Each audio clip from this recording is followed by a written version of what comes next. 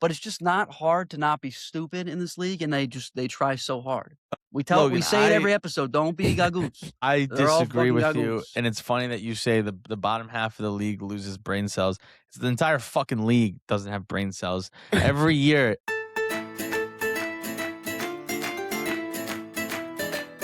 Ciao, paisans! Welcome back!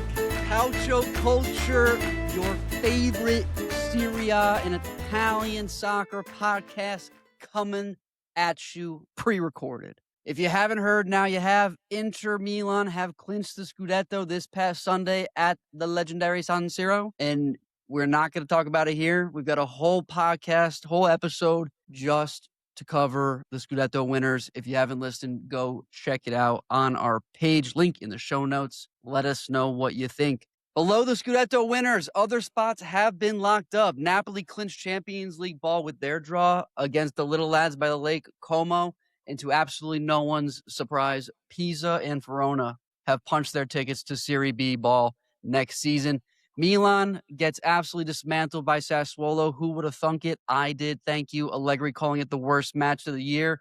Juve drawing to the team that got relegated just a mere 48 hours earlier. A team who had nothing to play for, and Juve with everything to play for. Roma put 4 on top of Fiorentina. Cremonese are basically done. Sarri's threatening not to show up for the derby. Who would have thunk that as well? The title race is over, paisans, but the Champions League race is wide open. So let's get into it. I am here with my co-host Vos and Mats, and you know where to find us on all the socials, where you're going to find the Scudetto coverage at Calcio Culture FC on X, Instagram, YouTube, and TikTok, and on all your favorite streaming sites for podcasts, Spotify, and Apple Pods. Before I hand it off today to tell you how my co-hosts are doing, I was doing wonderfully on this wonderful Cinco de Mayo, Tuesday, May the 5th, until I was told for the first time in my life by none other than Mats that I carry my weight poorly. I have never been disrespected so bad in my entire life. I just had to share that. Mats, how are you after that dismantling of my confidence? Well, listen, I didn't realize that I am taller than you. So just been friends for know me for forever years. I forgot that I've been looking at the top of my head for how long? I forgot that you have to take into account height with also weight, because you said that you weigh less than me. So I'm fatter than you, but I'm also taller. Carry your weight differently. Yeah. And let's just be clear, paisans, we enjoy everyone's shape and size. Do not let gagoons like Mats take you down. Apparently not yours, though. No, that's not true. That's not true. But yeah, to answer the question of how I'm doing fucking terribly again, because we had everything right in front of us after we already knew Milan lost. We're playing a relegated Verona at home and just can't get the job done. And it's just pathetic. It's pathetic. Juventus are a sorry excuse for a football club. They are pathetic. And so, yeah, I let them control my mood and my feelings. And because of that, I'm doing bad. I'm doing okay. I think I'm doing okay. I'm going to use this as my platform. Because you're a fan of the league. Yeah, to talk about relegated teams, because I know you guys aren't going to want to talk about it. So I'll mention it really quick. First thing on Pisa, has a team ever more predictably been relegated in the history of relegation? I would say no. They were never even close to staying up. I'm trying to think. I don't think so. They were scoring goals at the beginning of the year, but they just never won. They won 2 games. They were bad. They were so bad. Maybe Salernitana a couple seasons ago. Yeah, but yeah, no, they were Venezia last year. Venezia played good ball, though. Yeah, Venezia were in 20th place is what you got to compete with. I guess that's fair. They came in 19th. Yeah, Pisa was absolutely dog shit. And then, so on the other side of things, Verona is like, they have been in the league, I think this is 7 or 8 years running in Serie A. Like, going back to last season, it was so clear that there was problems that needed to get addressed. They kept Zanetti, didn't really reinforce other than getting Giovanni, which they then sold in January, kept Zanetti for far too long, then fired him. Just like horrible. Like the writing was on the wall with them going back to last year. And that one, they deserve to go down. It was just embarrassing. Well, you can even go back, 2 or 3 seasons ago? I can't remember how long ago it was. Baroni was there, and they sold literally their 11 starters in the and tried to January window, and he saved them. So it's been coming for Verona. This was, you know what I compare this to? Like who went the other way Udinese was kind of in this area for like 2-3 years, like 4 years ago, where they were kind of just like right there. But then they kept players, signed some decent players, had stability around the club, and now they're like back to where they were. And I don't know. They deserve to go down. It was a bad year for them. Horrible year for them, honestly. They played terrible football the entire season, other than terrible this weekend. Yeah. And even then, no, they played terrible. It was awful. I mean, you look at the stats. It was, I don't know how it was 1-1. And then lastly, you want to finish on Cremonese there? I mean, they're not dead yet, but they're kind of dead. They're kind of talk dead. about I mean, dude, I was Lapse. stuck. I think their issue, they should have stuck with Davide Niccolò. Yes, things were going bad, but they had gotten a lot with what they had done. I don't know. They're not that good. They're not. This is the problem with the Serie A and the bottom half teams. They all lose brain cells as soon as they end up in the bottom half of the table, and they make dumb decisions from a management perspective. Like it just doesn't make any sense. Like Verona selling Giovanni in the January window, Davide Niccolò getting sacked, even though they were at some points pretty strongly in that like 10 to 12 range of the season. And no one expected them to do any better. They were bad. No, they were like 15, 16. Like no one was like calling for Cremonese to be like, oh, they had to finish in 10th. I mean, they could have. That would have been really cool. You did. Yeah, you put them there. And I may or may not have put Cremonese in 10th. It's besides the point. But it's just not hard to not be stupid in this league, and they try so hard. We say it every episode. Don't be gagoons. I disagree with you, and it's funny that you say the bottom half of the league loses brain cells. The entire fucking league doesn't have brain cells. Every year, a manager that they signed last year has a down year, and they fire him, and then they hire a new manager, and they fire him, and it's at every single level in the league. They just like they think that making like one change decisions. Yeah, rash decisions and one change is going to save the season. Like buying a player that doesn't pan out for the first year, and then you have to sell him and you have to lose money. Give him time. We talk about it all the time. So yeah, they make some bad decisions at the end of the table, but they do the same goddamn thing at the top of the table. Well, you're telling me. I'm watching it day in, day out. Should we jump into it? Should we get into it? Matchweek 35. Yeah, let's jump in. We're going to start. It's the anti-Logs episode, so we got to start with Milan. It is anti-Logs episode. They were at Sassuolo, where they actually won the Scudetto not too long ago, a couple years ago. Feels like an eternity ago. Off the park. I think it showed everything that's bad about Milan, everything that's good about Sass, I would say. Goals in this one, Berardi and Laurienté. Tomori gets 2 yellow cards in 25 minutes. The second yellow card being like all-time stupidity. It was horrible. Technically not a foul, but shouldn't have never put himself in that situation. Why is it technically not a foul? He kicked a guy at midfield on a counterattack. He didn't touch him. They should look at the VAR. They didn't. He didn't touch him. I'm not going to believe. I don't think that that's true, but I'll give you that. Can our producer pull up the video of Tomori's foul? He didn't touch Laurienté. It wasn't a foul. He should have never been in that position. Regardless, 0.27 XG for Milan, their lowest in Serie A since May of 2018. Even this game was so bad that even Allegri said it was the worst match of the year. They were bad. I don't think anything was good. Like, I literally can't point to anything that was good with this team. I thought Leao was terrible again. I thought everybody was terrible. It's on the Sass side of things. I think we saw all the good players on Sass do the good things that they do. I thought Thorsved was really good. He almost scored a goal. I thought Sar was really good. Bremer was very good. Idzes was very good. Like, we saw a team that was good, that plays attacking football, play a team that is kind of wants to sit back and doesn't really know what to do. And like it was not good. It was really bad. And I think on top of that, bad time to have your worst game of the season. Yeah, I mean, like I'm not surprised. I'm not surprised. No, I'm not. This is what happened. This is basically. You said last week. You said last week this is what's going to happen. I said we were going to lose the Sass. I knew it. I felt it in my bones. This was writing on the wall. It was going to happen. Regardless of that, I'm also not surprised about the product on the pitch because this game is what Milan does every single week, except we maybe have 2 or 3 spontaneous chances that give us a goal, 2 goals, or at least some XG.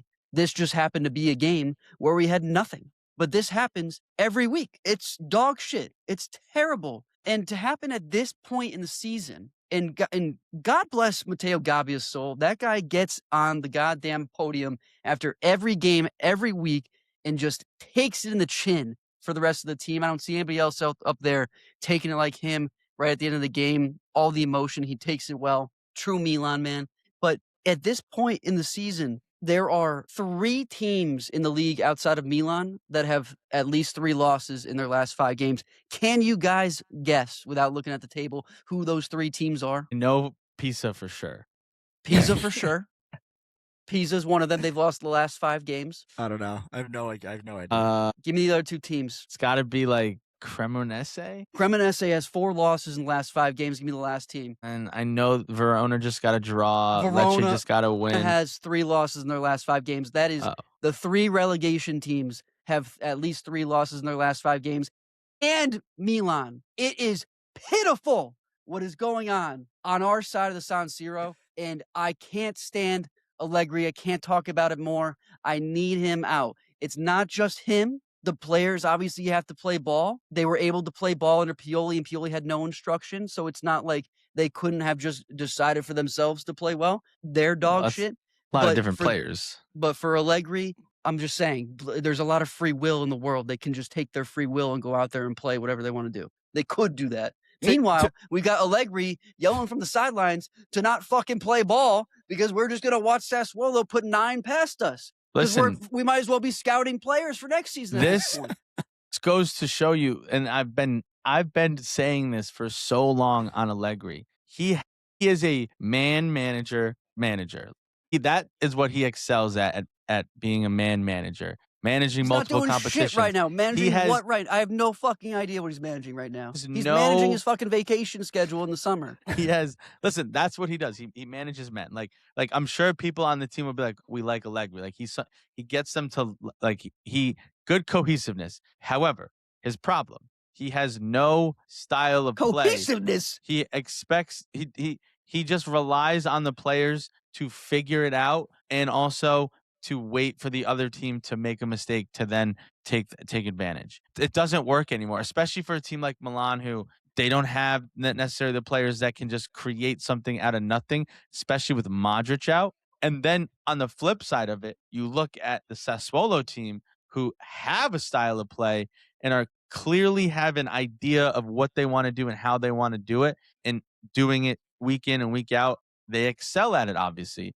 And so that there's a clear difference between Grosso and his style of play, and that's how they've been playing all year. They try to get it into their big striker, and he sucks people in, and then they push it out wide. They play on the ground crosses. They cut in with their wingers. Like, there is a style of play with Sassuolo. There's no style with Milan, and that's what you're gonna get. That's why you get this every single week, because he doesn't say this is how we're going to approach the game. He says we're going to approach the game by playing defense and waiting, and it's dead. It doesn't work anymore. He is a dinosaur. He needs to not be a manager, and somehow he's getting linked to Real Madrid in Italy. No, I'm finally at the point where I understand. I'm now on. You got to get away from Allegri next year. You're not going to close the gap on Inter. You might stay in the Champions League. I think even then, they might not even be in the Champions League now. This Yashari came in for Modric because Modric is now out. Horrible performance from Yashari.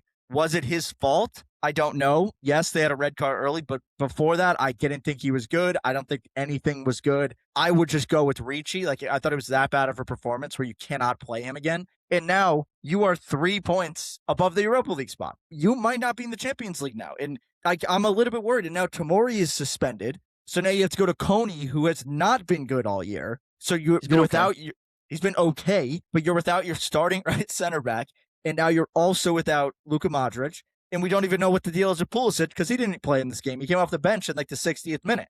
This is not good. It's not like they have a walk in the park here. They have Atalanta this weekend, then Genoa, and then Cagliari. Not walk in the park. None of these games are show up, score a bunch of goals, and get out of there. No, and unfortunately, we put ourselves now in a position, if you do the math, Roma obviously have to win out. That's kind of their goal, right? They got to win out. If we drop points, if we don't get 2 wins in the next 3 games, we do not solidify our spot in the Champions League.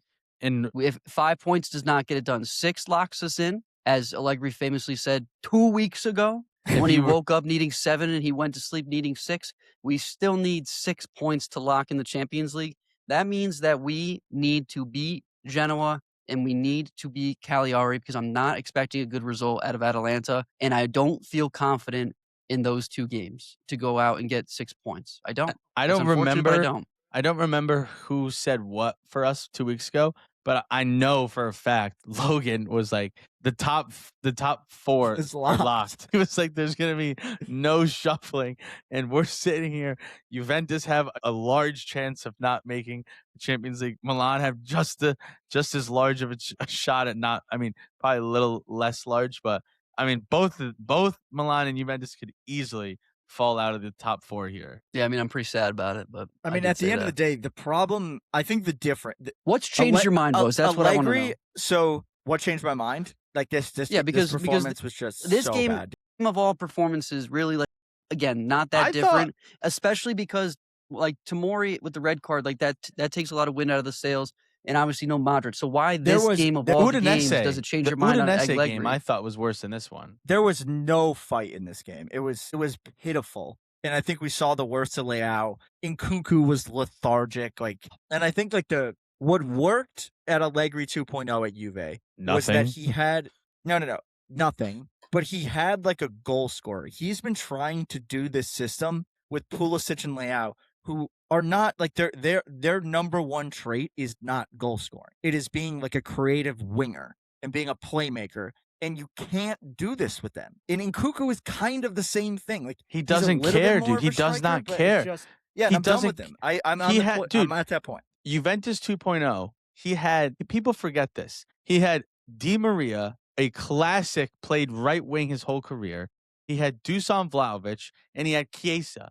And every single week he rolled out a 3-5-2. He refused to play all 3 of them on the pitch. He's not flexible. He does not care. Whether Milan are lacking the number 9 profile that he wants or not wants, you can be flexible and then play Pulisic, Nkunku, and Leao, and then play Nkunku as a false 10, as a false 9, and then have Pulisic and Leao run off. Like, be creative.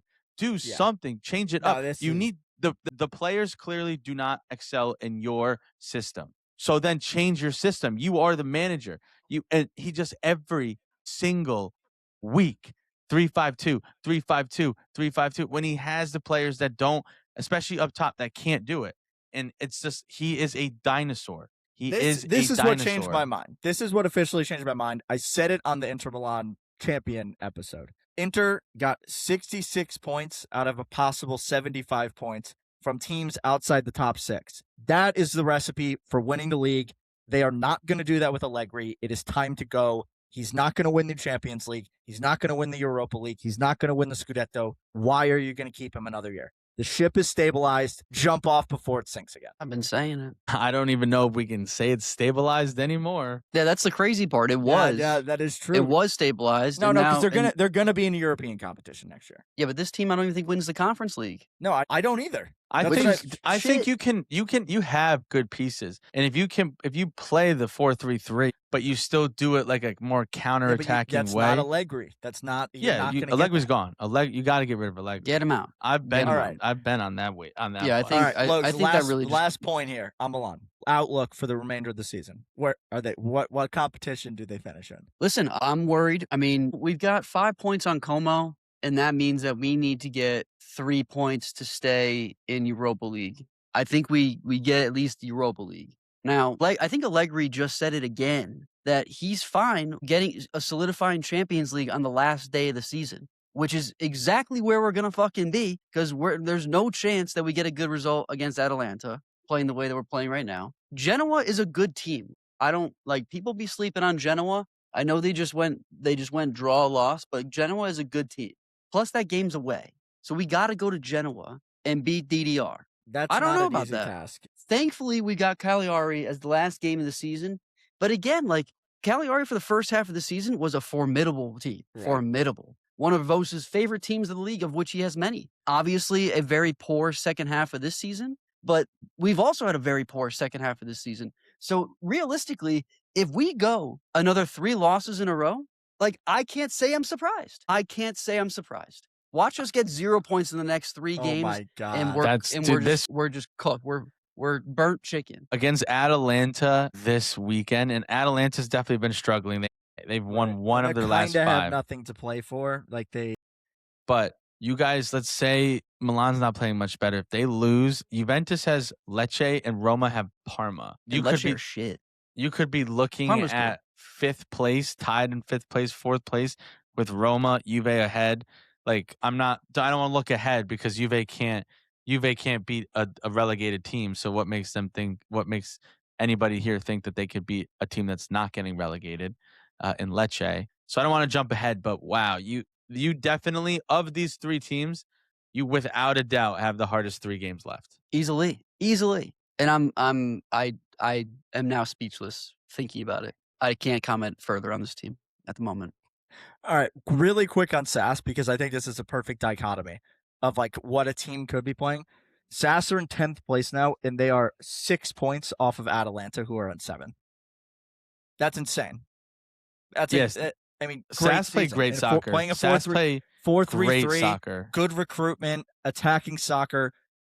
So this is their stats to give you that dichotomy of how they want to play. Pinamonti 8 goals, Berardi 8 goals, Laurienté 6 goals, Kone 6 goals. Assists: Laurienté 9, Thorsved 4, Berardi 4, Volpato 4, Pinamonti 3. Group effort, play attacking football, go get it done. Great. Who's to say Fabio Grosso can't do this with give him $100 million? What does he put together? Well, SAS aren't going to go spend $100 million. I know, but my point being, you know who would? I don't know if he's going to be if at we SAS have Fabio next Grosso. year. What was the question? I don't know. I was literally daydreaming about having Fabio Grosso. Yeah. I think Fabio Grosso. Maybe most underappreciated manager of the year. I'd be happy to take him. I don't know how he's still not linked to the Italy job. To be honest, doesn't make any sense to me. Italy should take SAS's problem this season or in the summer is going to be keeping their players, right? No, they're going to get picked apart. Kone's really good. Koulibaly, really good. Luka came in the midfield, played really good this game. Thorsved obviously what Maramovic, Laurienté. That's going to be their problem, is keeping their players. But I am impressed by the soccer that Sassuolo play, because they do a very good job of being compact. They do leak a little bit, but they're pretty compact. And when they counter, they know where they're supposed to be, where to go. Their 1-2 touches are pristine. They're good finishing. They've been a fun team to watch this season. Moving on to another kind of less disappointing game than the Milan game, but still disappointing. Juve hosted Hellas Verona, 1-1 draw. Really disastrous for Juve, I would say. Verona already relegated, like we said. Seems like a shoo-in for Juve. Not quite what happens. Mats, you want to give a high level what happened in this one? What happened was Juventus just couldn't get the job done. They were chance after chance after chance after chance, 29 total shots, 3 big chances, 2.6 XG, 76% possession, and they just couldn't put the ball in the net. They had the crossbar at the post, and Verona had a half of an opportunity. And to Logan's point, you summed it up so well in our text messages. Di Gregoria's battery fell out of the controller, and he just let in a goal that was right by his foot. It was insane. And that is literally the sum of the game. And it's interesting because it's just off of the conversation that we had with Allegri and Milan. And I think that, and I'm not trying to gas up the Milan players by any means here, but it's almost the opposite at Juve. We have a quality problem, not a mindset or managerial problem. It is just a lack of fucking quality on the pitch, that we can't put 2 goals past a relegated team, and then a team that has 0 big chances gets a goal. We have a lack of quality. Dude, what are you saying? Did you say these things out loud? We have a lack of quality. I agree. You can't even say that, dude. Conceição is being linked to every big club in the Prem. Bro, of all the center backs across both teams, you have Bremer. Locatelli's playing one of his best years on the field ever. You have Kefren Turam, who is light years better than Fofana and Rabiot. You have Dusan sucks. I get that. Yildiz is definitely better than Leao right now. Let's not even go there. I literally preferenced it with, I'm not trying to gas the players up at Milan. I think you guys also have a quality problem as well. But I thought you were comparing it to us. But your first problem is manager. It's Milan has to fix the manager.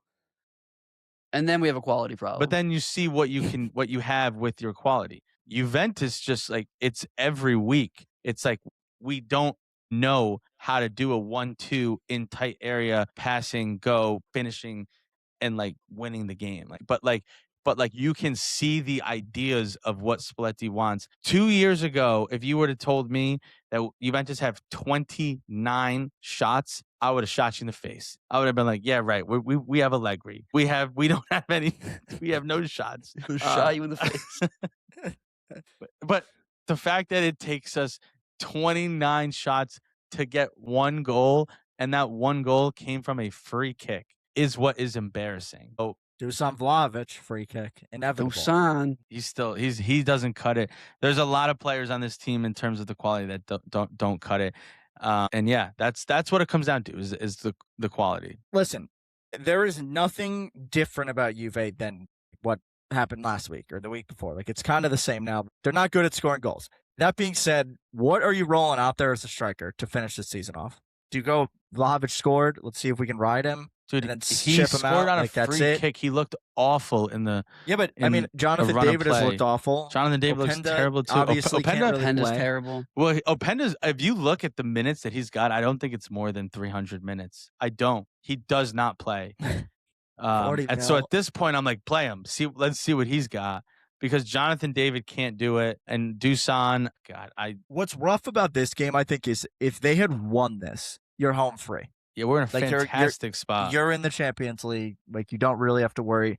You'd be on. No, we would be on. No, you'd be tied with Milan. What do you mean? We wouldn't be in the true, Champions true, League. True. But we would be in a much better spot. Yeah, with Lecce, Fiorentina, Torino, like, you're in great shape. Playing, like, winning games, like, I don't know. No, but listen, hold on. That Fiorentina game is the same thing with Milan and Sass. I agree. That's a Milan Sass game. And then the Torino game is a derby. Like, it is the. So what needs to change then to get to the Champions League? We need a striker that can finish. And Who do you want to see? Kolomwani. No, dude. I'll say this too. What we also need is we need Di Gregorio to like be a goalkeeper again. Like honestly, play Perin for the last 3 games. So we were playing Perin, and then he got a knock. He had like a calf injury, and then Di Gregorio came in and saved the penalty and like won his job back. I would go to Perin. I would go to Perin as well. 100% go to Perin. Me too. 100%. I maybe do Dusan. The problem is if we go Dusan and he delivers Champions League, then it's gonna be like we got to re-sign him. I think they're gonna end up re-signing. I also think. Totally see it. Listen, and I know we come on here and Coop Miners hasn't been the best. I want to give Coop Miners these last 3 games over to Ram. Taram isn't getting it done, in my opinion, this season. He hasn't been at all. He needs to be a goal-scoring midfielder, and he's not that. Coop Miners obviously has not been the same player since coming to Juventus, but we know that he can score goals. Taram has never scored goals. Like, it's not who he is. It's not what he's known for. So I would like to see that switched as well. But at the end of the day, what we need is a striker that puts in goals. Give me Milik. No, Milik's out for the year. He's out for the year. We need a striker. Milik was good for you, man. We need a striker that can put in goals, and we need Di Gregorio to save us some matches. And Bose, this is something that you've always said, and I couldn't agree more. The goalie will win you a few matches. Di Gregorio has lost us probably 4 to 5 matches this year. Yeah, and I think before we hopped on, we were talking about this, Mott's like bare minimum, he has lost them 5 points. And if you get those 5 points back, you're in second, tied with Napoli, 3 points clear Milan, 6 points clear Roma, and you're in phenomenal shape. Like, this is the one thing that you cannot have as a team. Like, you cannot have your goalie losing you games. Bare minimum. You cannot have that. And it's been batteries out of the controller. Like, the ball is literally rolling by his foot and he misses it. It's been embarrassing. I know you've been gassing up Spalletti the whole time he's been at the helm here, which is fair. I mean, Juve's form in the last 10 games, 6 wins, no losses, 4 draws. Like, pretty decent considering the rest of the league is ass. Do you question his player management? Because I look at a couple of players, and then I'll let you go with it. But I look at the likes of Fabio Moretti, who we think is a quality player. I think is good. I'm out. He's Serie B. All right, fine. I personally think he is. And I look at Zhegrova, who was a pretty promising signing in the summer. And when you look at the games that they play in, they get 10 minutes, 12 minutes, whatever it may, less than 15 minutes into the game. And you are on record as saying this, and I've stolen it from you a couple of times now in my process. You got to let guys get into the flow of the game for them to make a difference. Is Spalletti bringing guys on at appropriate times in the appropriate spots to help out the team, or is he just making subs to make subs? So I will say something about Spalletti that I don't love, but it's who he is. And if you go back and look at the Napoli season, he just plays his starting 11. Like, he does not really rotate the starting 11. For Juventus right now, he is rotating a little bit the striker position because he's got to figure something out.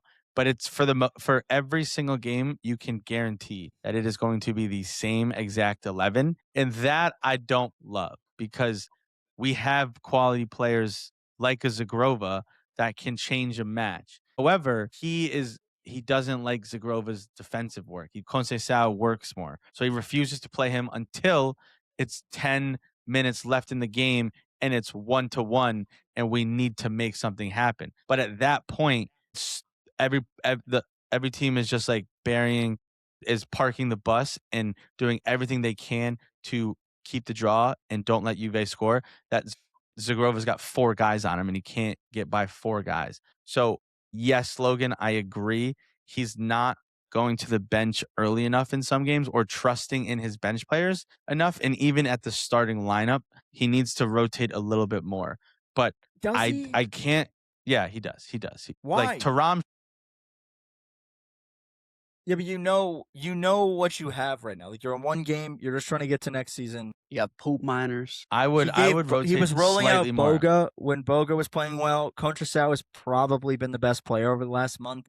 I think it's hard to knock it. I think his hands are tied a little bit because he maybe I don't know what the starting lineup. I think late game here, like, you probably should let guys get into the flow of the game for them to make an impact. It's hard to get. I agree. It's hard to get into it with 10 minutes left and the play style is completely different, especially when you're playing a team like Verona back against the wall there. I agree. But if you just like think about next season, if we can have a decent window and actually get a quality finisher, if you have a team creating or shooting the ball 29 times, like Juventus next season, if they get somebody in the midfield who can create in a low block, a number 9 that can score, a goalie that does not lose, his batteries don't turn off, Juventus could be looking at 80, 90 goals in a season like Inter under Spalletti because of the way that they play.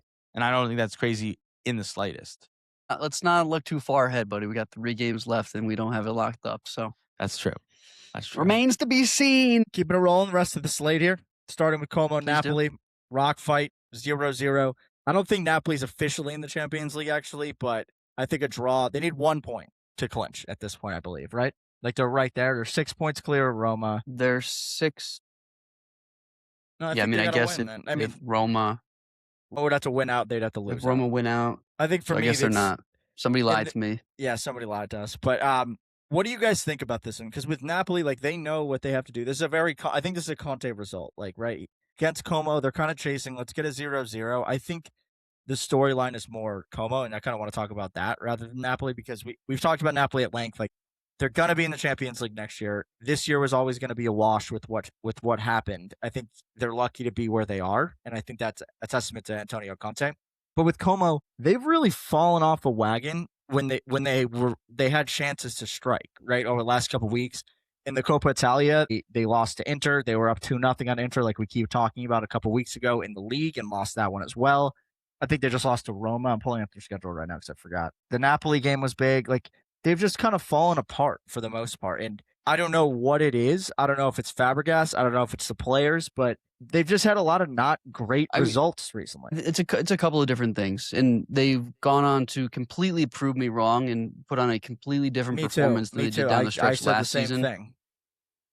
You know, last season, Paisans, I believe they started in 15th and made a run to 10th at the end of the season when everyone else kind of checked out. which I thought was a testament to not only Fabregas, but the players themselves, of which they brought a lot back this year.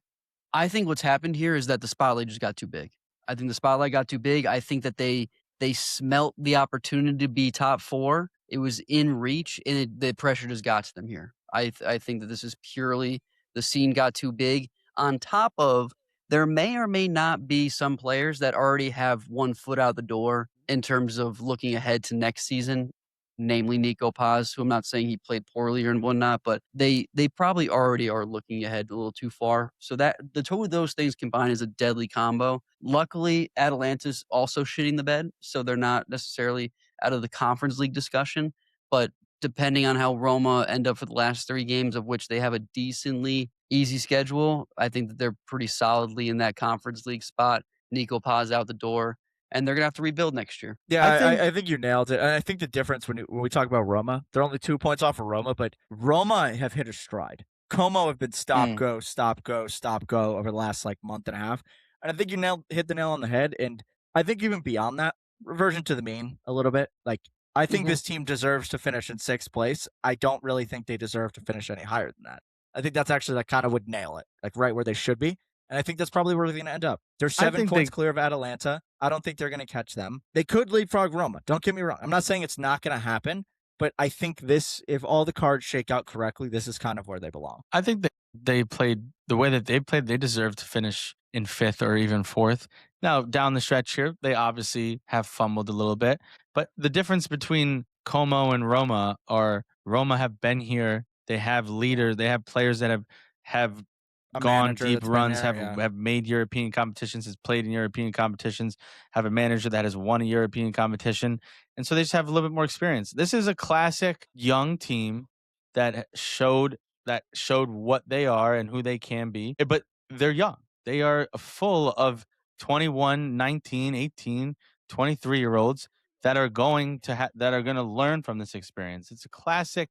This is your classic NBA regular season team, and then they finish in the 2nd seed because they are really good in the regular season when teams aren't trying as hard, and then come to playoffs they get knocked out by an old veteran team because it's oh, we've been here, we've done this, we know how to win a playoff series, and then the next year is the year that they really take off. So that's what I think this is for Como.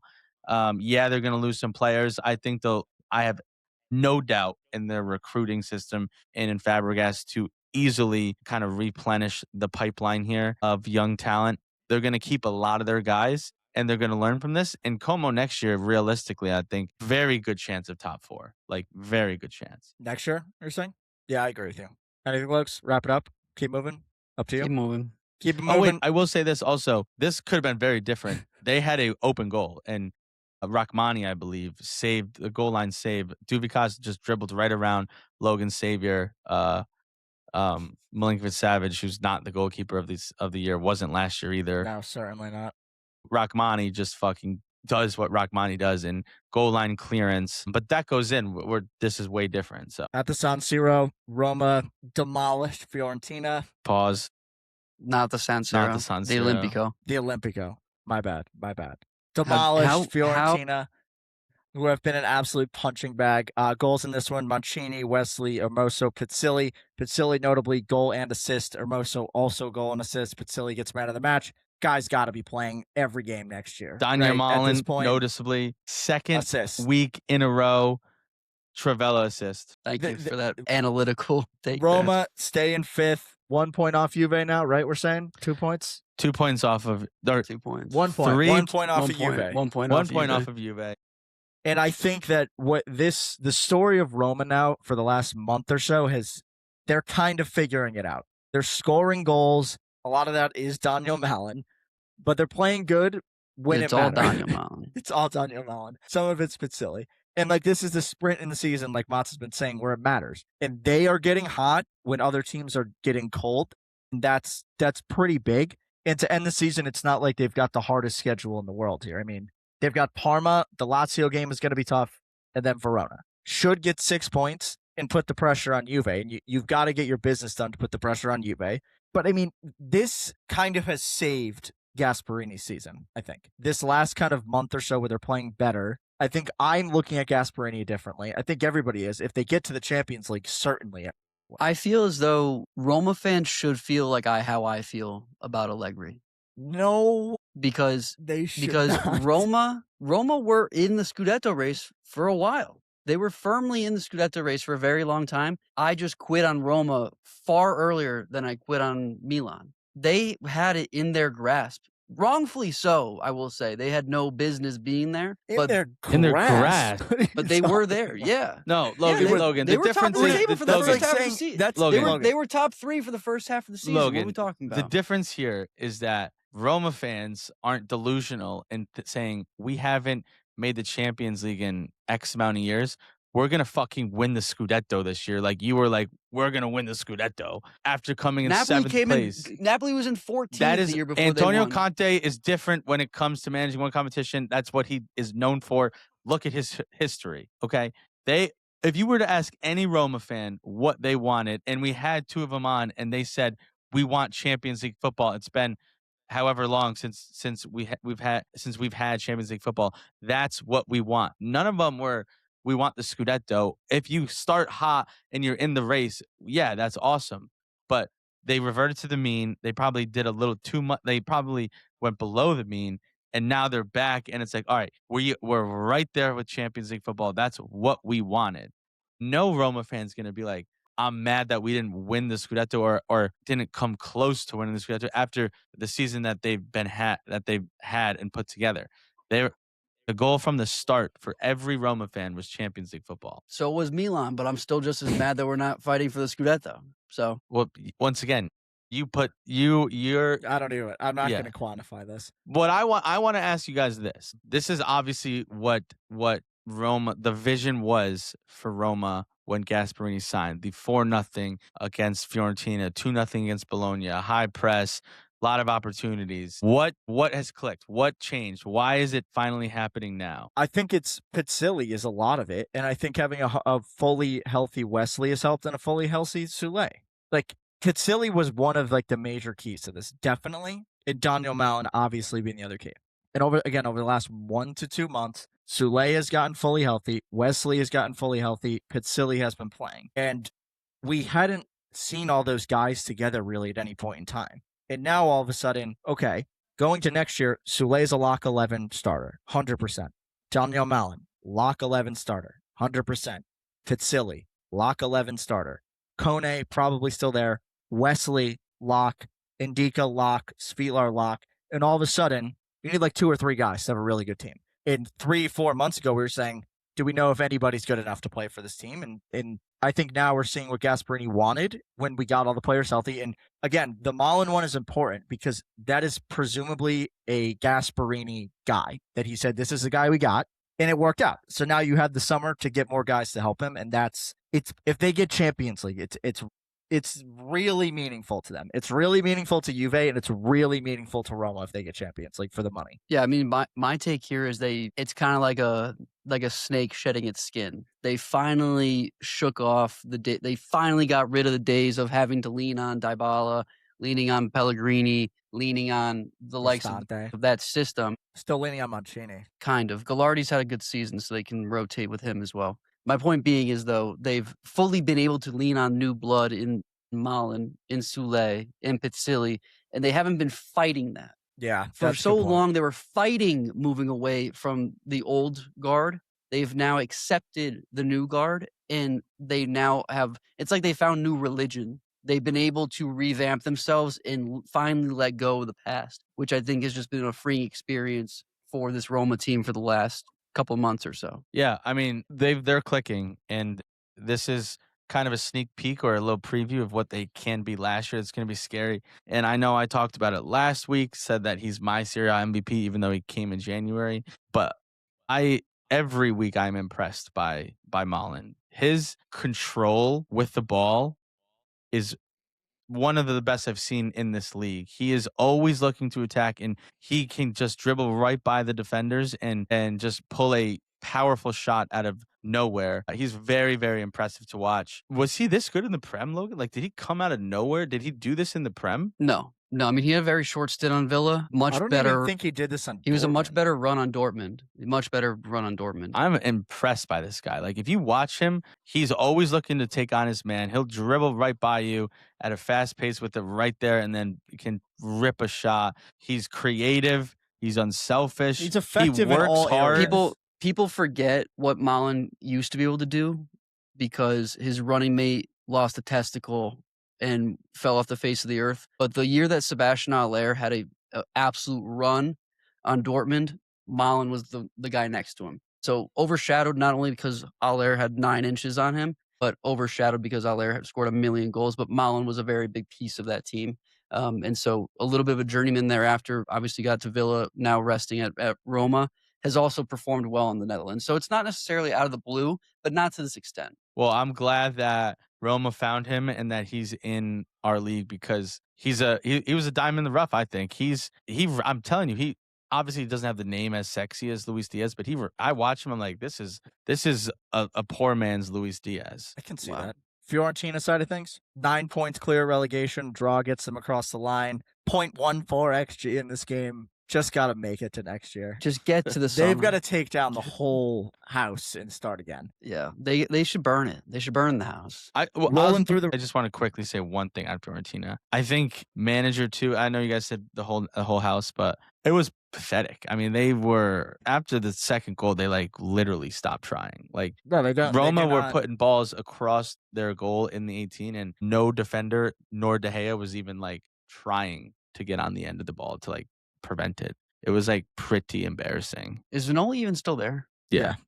I mean, this is honestly really bad for Vanoli's. Yeah, everybody's got. I don't think it's on him, but everybody's got to go. To bring us through the rest of these games, Lazio beat Cremonese 2-1. Goals in this one. It's in Onazzoli. Having a good year. And then Noslin with a 92nd minute winner. Atalanta drew Genoa 0-0. Bologna drew Cagliari 0-0. Lecce beat Pisa 2-1. As they beat Torino 2-0. That wraps up the match week. Kind of going long here. I have to leave, so we're going to wrap it up there. Signing off moments. Yep. Paisans, 3 weeks left. 3 weeks to go. Scudetto wrapped up. Champions League, not so much. I said it before. I'd take it all back. Top 4 is not confirmed. Anything but. It'll be an interesting last 3 weeks. Hopefully for those Milan Paisans, we have a happy end to the season. Hopefully for those Juventus Paisans, I hope you cry and crumble and lose to Fiorentina. And it'll be interesting to see what happens. So Paisans, check us out for the next 3 weeks into World Cup summer. You know where to find us. Comment, like, subscribe, 5 stars, tell a friend to listen. We know where to find us. All the favorite socials, X, Instagram, YouTube, TikTok, at Culture FC. And as always, pre-recorded, not live, on Spotify and Apple Pods. Mats, Juventus, Gaguts, take us away. Do not be an Allegri in Forza Calcio Culture.